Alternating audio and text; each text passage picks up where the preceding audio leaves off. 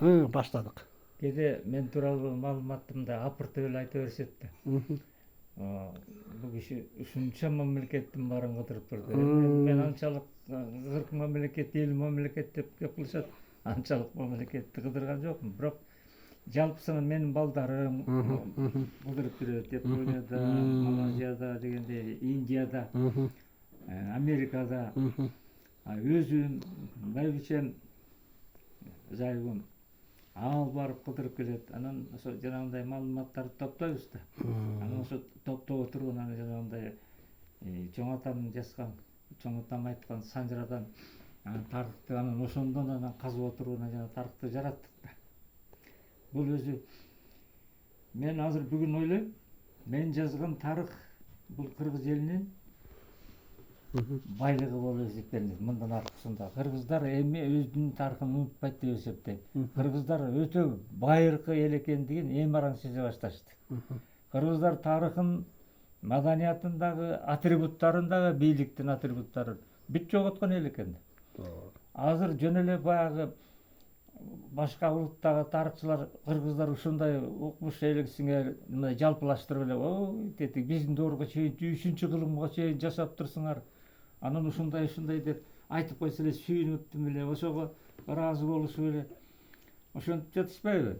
Асанын чындыгында андай эмес экен.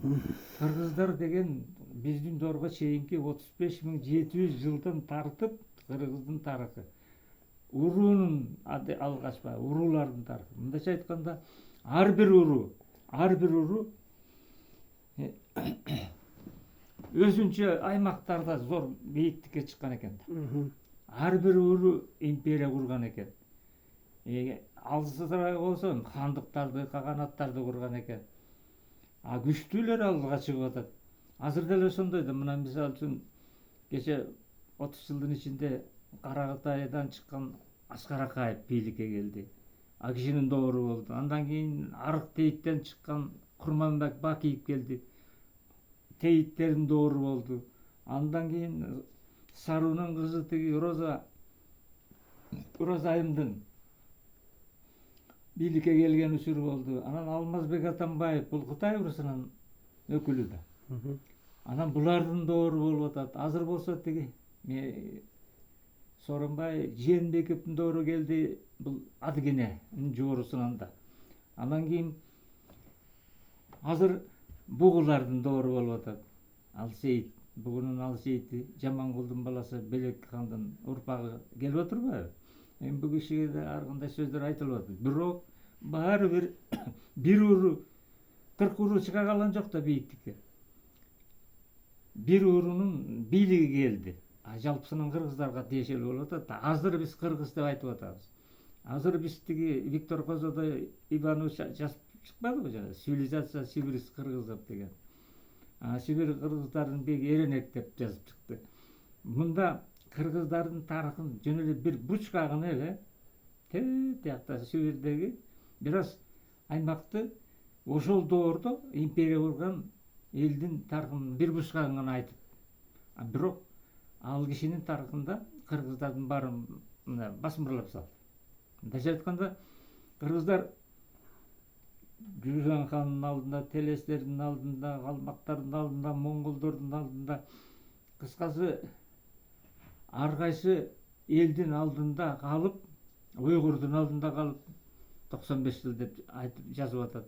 Анан ошондо дагы анан татарлардын алдында тиги Лениндин урпактары хандык кылып, анан ошонун алдында да кыргыздардын башкаруу династиясынын башатында ошолор турган деп айтып жазып келе атпайбы? Анан биз ошого деле макул болуп келатышат да азырчы.